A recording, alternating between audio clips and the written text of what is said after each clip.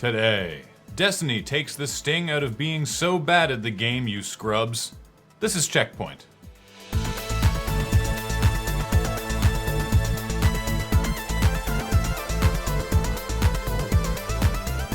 Welcome to the 200th episode of CheckPoint. In honor of this momentous milestone, today's episode will be 200 times better than normal. We can't promise that. You're right, it will be exactly the same. Woohoo, the same! Yeah, that's actually a lot of pressure off. Fans of Destiny's PvP Crucible will know that the gruff announcements of Lord Shaxx proclaim the Crucible is no place for mercy. However, it also kind of sucks when you're super losing a match, so Destiny's 2.0 patch is introducing an actual mercy rule. Going forward, when one team is losing really badly, the mercy rule will invoke and the game's timer will jump to 10 seconds, after which the suffering will end. The intent is obviously to end imbalanced matches more quickly, which Bungie hopes will prevent people leaving matches they are losing, and prevent the knock-on effect that causes of a player joining a game already in progress, only to be put on a team that has no chance of winning. People will still rage quit, but now they'll look way more petty for doing so. Attention Assassin's Creed superfans, you can now pre-order an official Assassin's Creed Syndicate top hat. The lining has little assassin symbols on it and everything. It retails for £27 or about $40 USD, and I don't actually know what it's for. No hardcore cosplayer would settle for an off-the-shelf accessory, and you can't wear it to any sort of steampunk event because it would just be embarrassing to show up on it wearing a hat without at least 3 or 4 gears hot glued on. And realistically, how many times are you actually assassinating people in London during the Industrial Revolution? Like, maybe 3 or 4 times a year? It's just not worth it for a hat you'll get so little use out of. Improve your game's Metacritic ranking with this one neat trick. Rename it. When Marvel Heroes launched in 2013, it wasn't received very well. Apparently, it was kind of a mess, garnering an aggregate rating of 58 on Metacritic. So when the team at Gazillion Entertainment went back to the drawing board, they wanted to make sure that players knew the game would be better, and just patching Marvel Heroes wasn't going to change the score, so they renamed it Marvel Heroes 2015. New name, new Metacritic entry, new rating of 81. Maybe it's a little sneaky, but apparently the game is better now. The only downside for Gazillion, they've basically now committed themselves to yearly updates a la sports games. I wonder who's going to be on the cover of Marvel Heroes 2K16.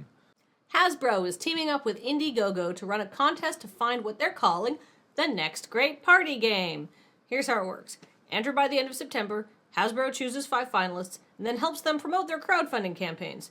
The game that earns the most money on IndieGoGo also gets $10K from Hasbro and a trip to Hasbro's offices to get advice on making the game. And while Hasbro's not obligated to publish or license the finalists or the winning game, creators who enter the contest will retain their intellectual property rights. So, by all intents and purposes, this appears to be a contest to help promote independent content creators that's being run by a big company where the goal isn't actually a clever ruse to steal IP or screw people over. And I'm not actually sure how to parse that. I think I need to lie down for a minute. The Federal Trade Commission has reached a settlement with the YouTube network Machinima over complaints that Machinima disregarded FTC guidelines for paid or sponsored advertising. In 2014, Microsoft paid Machinima view-based bonuses for videos that included Xbox One footage without disclosing that the videos were sponsored by Microsoft, which would be bad enough on its own, but the content creators further agreed to not speak of Machinima, Xbox One, or Xbox One launch titles in a disparaging light, and that Microsoft could request any video that didn't line up with this be taken down. Machinima also paid 5 specific creators to produce videos that included talking points detailing what they were looking forward to from Xbox One and launch title Rise in particular, all without telling the audience they were anything more than personal opinions. The FTC has also dropped a concurrent investigation with Microsoft and Starcom, the promotional company that set this up, both of whom are apparently in the clear on this.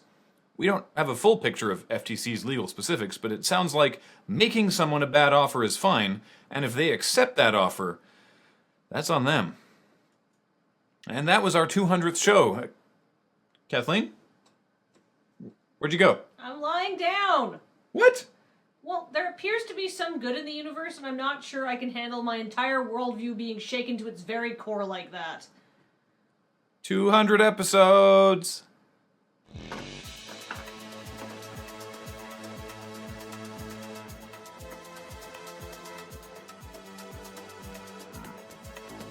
Coming up, according to Bethesda, Fallout 4 will have more dialogue than Fallout 3 and Skyrim combined, because more people standing around talking was really what players wanted. So I was like, I'll just sneak out during Graham's story, and then this chair was like, squeak, squeak, squeak, clink, clonk, and I was like, ah! So I was like very carefully trying to like move to the side and slide out, and it was ridiculous. Shout out, by the way, on episode 200 to Robert Koo for bringing CheckPoint to PATV back in the day after ENN got canceled. And shout outs to Russ Pitts for starting ENN in the first place. Yay! Thanks, So, both of you people. Cheers. Hello, CheckPoint fans! A reminder that CheckPoint, much like everything we do, is now supported by you directly through Patreon. Please check it out. We would really appreciate it.